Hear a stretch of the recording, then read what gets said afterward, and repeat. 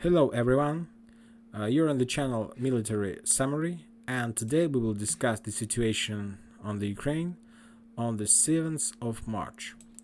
We will start from the south as usually, from Odessa. Today there is no news from Odessa region. Russian forces, they don't start their operation, but everybody waits for this operation. Let's go a little bit to the north, and we are again on the Voznesensk, Nikolaev region. According to the news that I received today from the open source channel, as far as I know, Russian forces took the Nikolaev airport. This is the very important part. And also today there were attack on the Ukrainian position in this city. And sooner or later, Russian forces will start the operation in the Nikolaev, and they will take the city. And the taking of the city will allow them to close all issues behind them, behind their neck, and they will be able to start operation over the Odessa region. And as far as I know, and as far as I understand from the history perspective, the Russians will try to start operation in Odessa in any case, because Odessa is historical Russian city. This city was established by the Russian kings, and a lot of cultural and other things related to Russian was connected with this city. So this city is very important for Russia, not from this perspective of its strategic, but from its perspective of its history of this city. But Russian cannot start the operation till today, so we will watch how the situation will go on, and I will update you soon. In the Kherson region, without any changes, now we are moving to the west to the Zaporozhye region. Also, there is no changes. The only changes is on the Mariupol region. As far as I told you before, that this is a big boiler. A lot of Ukrainian troops are there, and army. I don't know exactly the quantity of people there, of troops there, but as far as I know, there are a lot of Ukrainian forces there, and also this city is almost full with civilians. Today there was another chance, another try to for civilians to leave the city, but today they couldn't do this as well as they couldn't do this yesterday and the day before yesterday. So city is full of civilians and full of Ukrainian national battalions. The people, so it makes the task to take control over the city almost uncompletable, because as far as I understand, the hottest battles will be in the near future in this city. And as far as you can see, there is few icons of the fire on this screen. You see, so it means that Russian forces try to attack the city from all sides, from the south, from the west, from the north, from the east, and they try to. You see that their position are very close to the city. Like you see that from these towns around the city, they can control this Mariupol. They have a fire control over this city, and sooner or later they will try to take this city with the primary attack. On the north of the city, Russian forces try to take small towns, small villages. They are trying to move step by step to clean their front line, and there are still battles around the Volnovakha. Russians still couldn't take the control over the city. So this city is split into part. One part is controlled by Ukrainian forces, and the second part is controlled by Russian forces.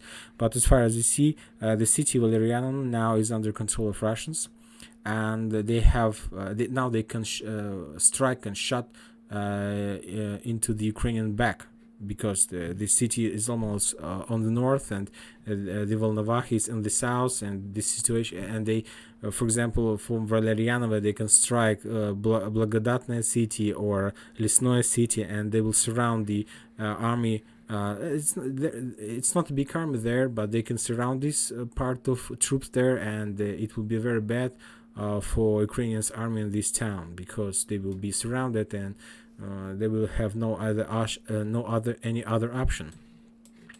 Also, according to the information I got from the open source, there is another town like Guliaipole. This Guliaipole town controls very important road there, which connect. It's like not this road doesn't connect anything, but this road is these two cities, Milnik and Guliaipole. These two towns controls the way to the very important road which connects Zaporozhye and this Donbas region. So this road is almost the last way to for Ukrainian troops to drop everything there and try to dislocate and move from these positions into this town and on the other side of the Dnieper River. So these two cities are very important, because if any of these cities will fall down, Russian forces will be able to attack this line and take this road under control, which will cut these forces which located in this region from Zaporozhye and Dnipro. And as far as I know, this army is very huge. I think that this army located here in this region is more than 50,000 people. So it won't be very good if they will be cut off from this city, and they will have to try another way how to leave this boiler, because if you see, this boiler is like closed from three sides. Like, of course there are four sides, like south, east, north, and west, south, and three sides of this boiler is already closed. So, and this side is under the Russian fire control. Of course, some artillery won't be able to strike to attack these roads because it's very far, but planes and helicopters attacked will be able to take off any army which will try to use these roads to leave this position. Also, there was a lot of battles on the north of this territory, of this front line. You see that a lot of small towns and villages went under the Russian control in the city, like Severodonetsk. There are a lot of small towns around the city, and they all went under the Russians' control, and they tried to clean their front line. A lot of news today went from the people Izum. This is a very important city, because this city stands on the way to Slavyansk and Kramatorsk. These two cities in back of this the Donetsk front line is the head of this army. So the head of this army is located in these two towns, and Izum is the final city after which Russians will be able to strike into the heart of this army. And this is not very good, because if these towns will fall, this army will be not like destroyed, they will disorientated, and they will lose their head, their command control center, and I don't know what will happen after this.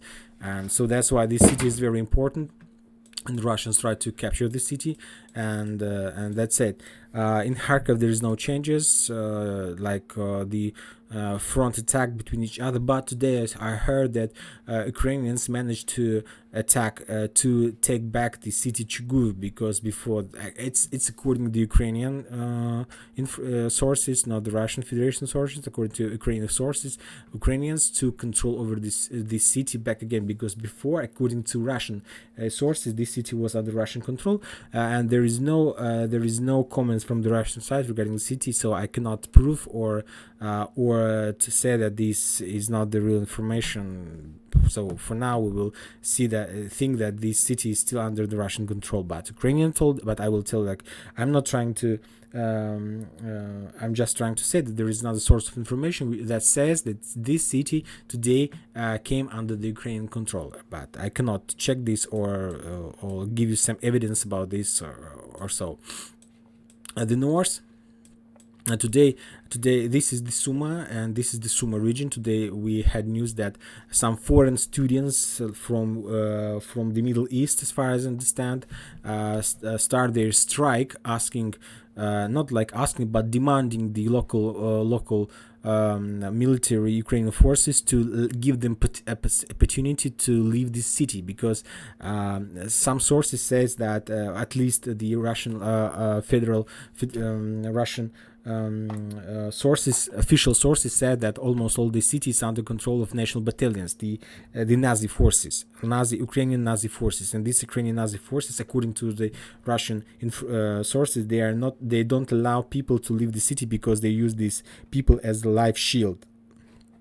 So that's why foreign students, they group up and start to demand to give them opportunity to leave this town, because at least it's not their war. It's like foreigners. It's not like Ukrainian Russians. It's foreigners, and they want just to stay safe and leave this town. And I don't know how the situation ends if the Ukrainian Nazi forces allow them to leave the city, but I hope that they allow them to do this. Now we're moving to the Kiev district, and as usually there is a battle around the Bucha, Irpin, Gostomel, and so on. Russian forces, they now, according to the information I got today, they try to cut this road, and as far as I know from other sources, they do have already control over this road, and they start the operation over controlling the Bilohorodka city. Russian forces, and so that means that Ukrainian capital Kiev is cut off from the west, and as far as you see, they are almost cut off from the east, so they have only few safe roads in the east, but the Russian forces from the east, they are trying to take control over the city, not like in very close position, but they want to cut the roads even here in Pereslav, so very far from the capital, giving them, it's like very big around the city, not like on the border of the city, but much more. They try to they take under control much more territory, not just the city. Also, if you know, today there was some negotiations in Belarus, in Belaverskaya Pushcha, between Ukrainian side and Russian side regarding the green roads from the Kiev, Kharkiv, Mariupol, and other cities which under a Russian siege. They try to agree upon about the time and the way how the civilians can leave these hot places, hot towns, the places of these battlefields. And as far as I know from the first comments that we received today from the both parties, they do have some agreements about that. So I hope that starting from today, the civilians will be able to leave these